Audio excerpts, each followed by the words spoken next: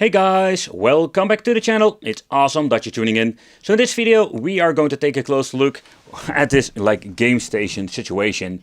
Like when it comes to the jungle of these freaking boxes, there are so many different ones out there.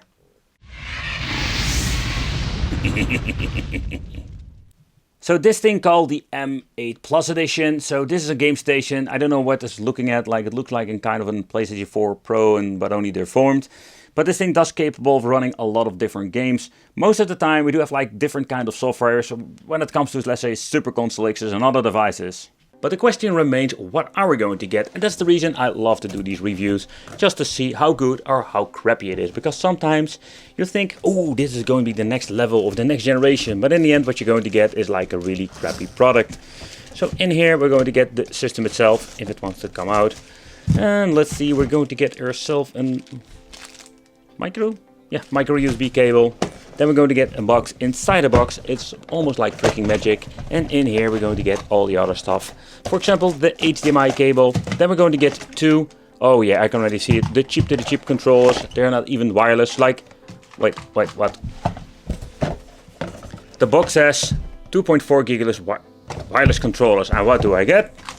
Wired controllers. Yeah, that makes any sense? Nope, not at all. So we're going to get the glossy toilet paper manual like always, just to see what we're going to get. And it seems to be this thing can even play some PlayStation 1, so this is going to be quite fancy. And the fun thing is, like, this thing says GameStick 4K Lite. Like, okay, is this just the wrong manual or no? GameStation, GameStick. See, that's what I call, like, they are really using software. It's going to be a freaking nightmare. Nevertheless, let's take a close look at the system first. Alright, so it comes in a very nice plastic protection case. But how does this thing look?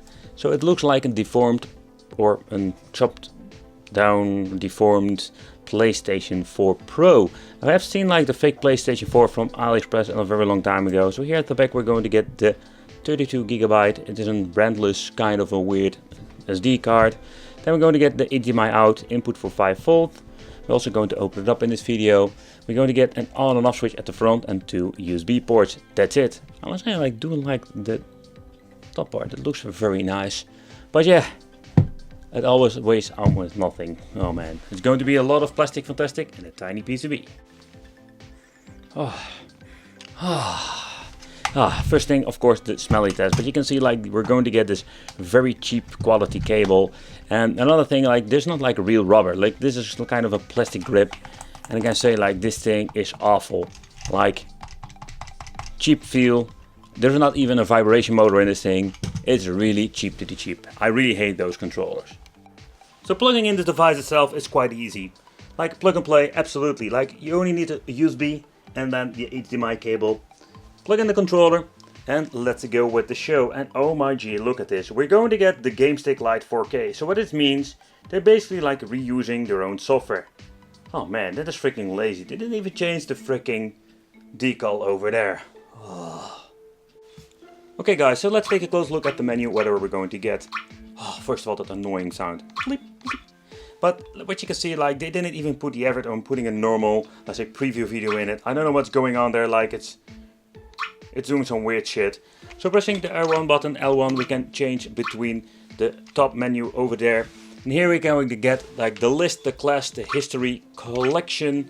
And the collection is more of the favorite list. And then we're going to get search function. So let's take a close look at the class. And basically we're going to get the platform. So here we're going to get MAME or arcade, Famicom, Game Boy Classic, the color version and the GBA, Mega Drive, Atari, that is something you don't see very often, PlayStation 1 and the Super Famicom. So that's the only thing that we're going to get. We're going to try out a couple of these systems just to see how they're running. But first, let's try out the freaking search engine, because I want to know if this freaking thing works. Okay, so let's take a close look at the search results. So let's try to search my favorite game, Mortal Kombat, just to see if it's on here and if what we're going to get with this. Okay, so first of all, like we're going to get different kind of systems, but when you're switching between, you can see over there, here in the corner, it changes out what kind of platform you're using. So that's like this tiny indication that lets you know what it is. So basically, this seems to be all of the CPS version, or that's what they're saying. Don't believe that Mortal Kombat 3 Trilogy is CPS. I'm guessing it's PlayStation 1. But nevertheless, the search results are okay because it seems to be working. And when we're going to start the game and you're pressing select and start, this is the menu that you're going to get before you're going back to the main menu. We're having like different save slots over here, and we also have of course the same story with the load stage. We can configure some controls, but the thing I found a little bit of a bummer is that we cannot change out the aspect ratio, stuff like that. So there's always like a hit or miss with these boxes.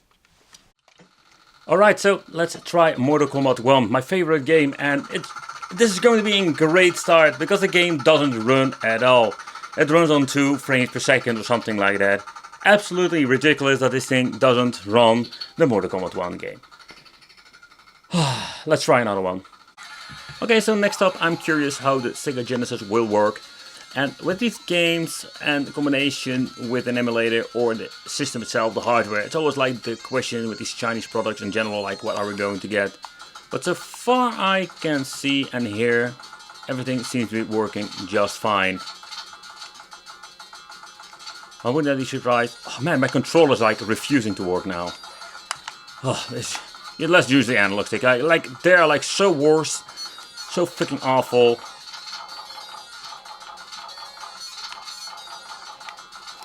Ooh, turbo mode.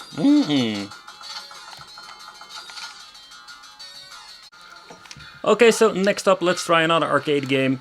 And in this game, this is not really demanding. I just want to see if we can use the analog stick and the D-pad. So the analog stick works fine for super moves, but I can't get any move out with the D-pad. So I was expecting this with a cheap device, or better said, a cheap controller like this.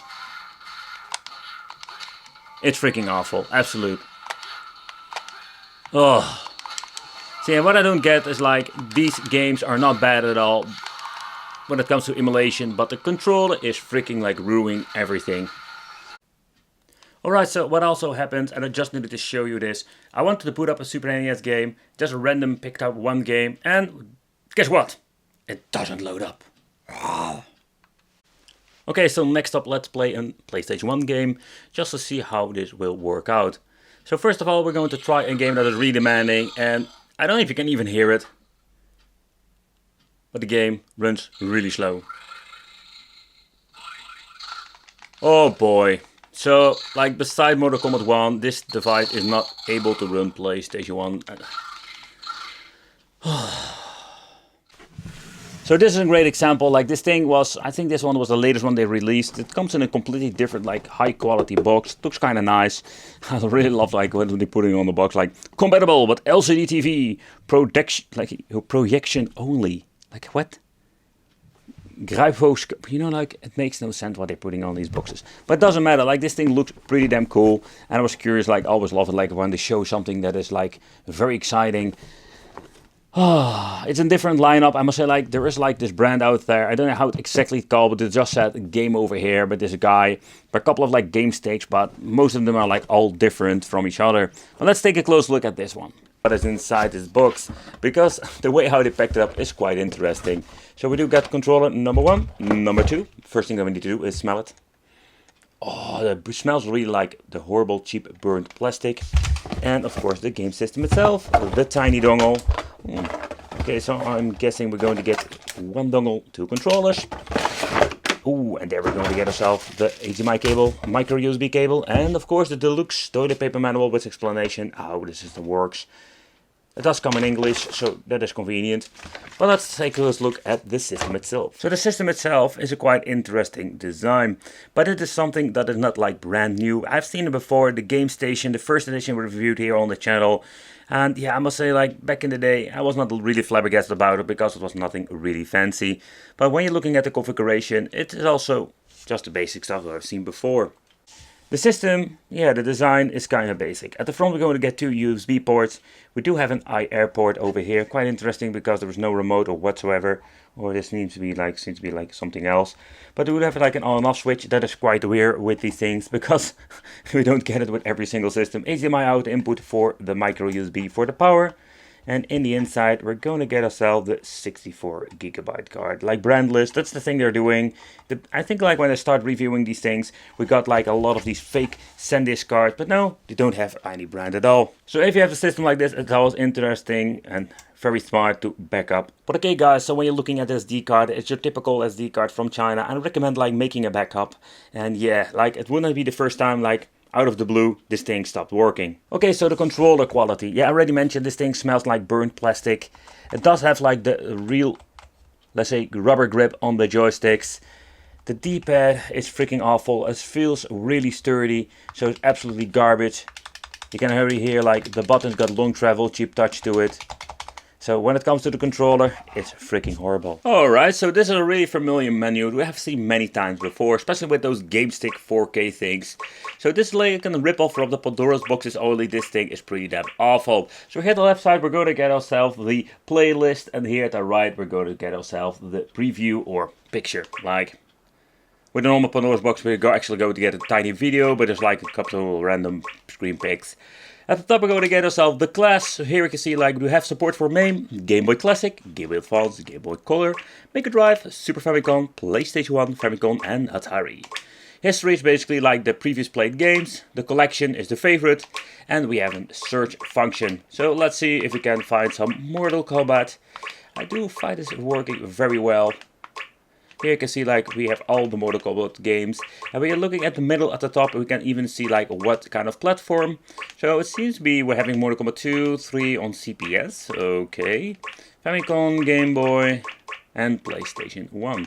Okay, so let's try a couple of games and let's see what we're going to get, because there's no option menu so far I can see. This is the only thing that we're going to get. After booting up a game, pressing select to start, we do have the option to make a quick save situation over here. And every single game we do have even a... Let's see how many. Oh man, holy crap, we do have a lot of save slots over here. So kind of funny, do have like option to change out the controls, but that's basically it. Okay, I wanted to start with Mortal Kombat 1 like always when it comes to MAME, but unfortunately it doesn't run at all on the system because these things are like really low powered. Also the other Mortal Kombat games were like from the PlayStation, so yeah, they were being very naughty when it comes to that. So when it comes to MAME, the higher end stuff, forget about it. Alright, so next up, like what we're going to do is try out the D-pad and play some Neo Geo at the same time. And I must say like, the D-pad feels freaking horrible, but when trying to do some moves, it seems to be working just fine. So I'm quite surprised to be honest. Let's do a super. No, I think that it's not going to be a super today. So for the chemical controllers, it's okay. Alright, so next let's try a Game Boy Advance game, and these things look freaking awful because it's stretched out. But I found it quite fascinating to see how they can mess it up. It runs like shit, like it runs really slow. Doesn't have any audio delay that we've seen before.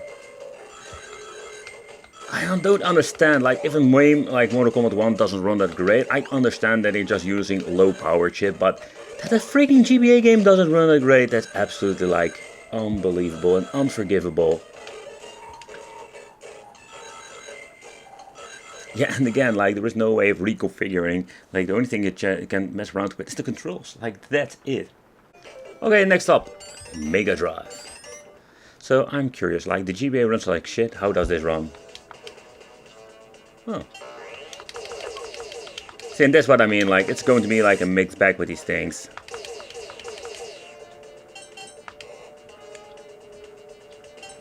The D-pad is way too sturdy.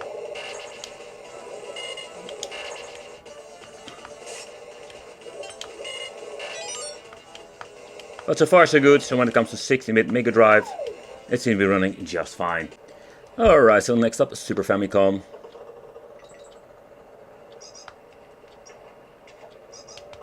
Oh man, the controls are completely messed up.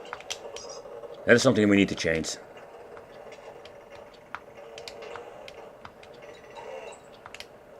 But so far so good, there is good speed, no weird stuff going on.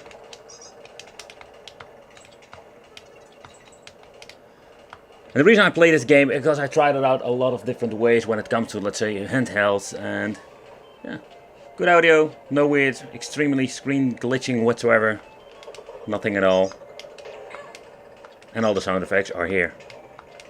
Yeah. Oh. Okay, so let's jump into this game. But I can already hear that with the selection that the game will run like shit. So Bloody Roar 2, I think it's most of the demanding games that you can pick up from the PlayStation 1. So I just want to get into the PlayStation 1 part just to see how good it runs. Because if this game doesn't run, that's great.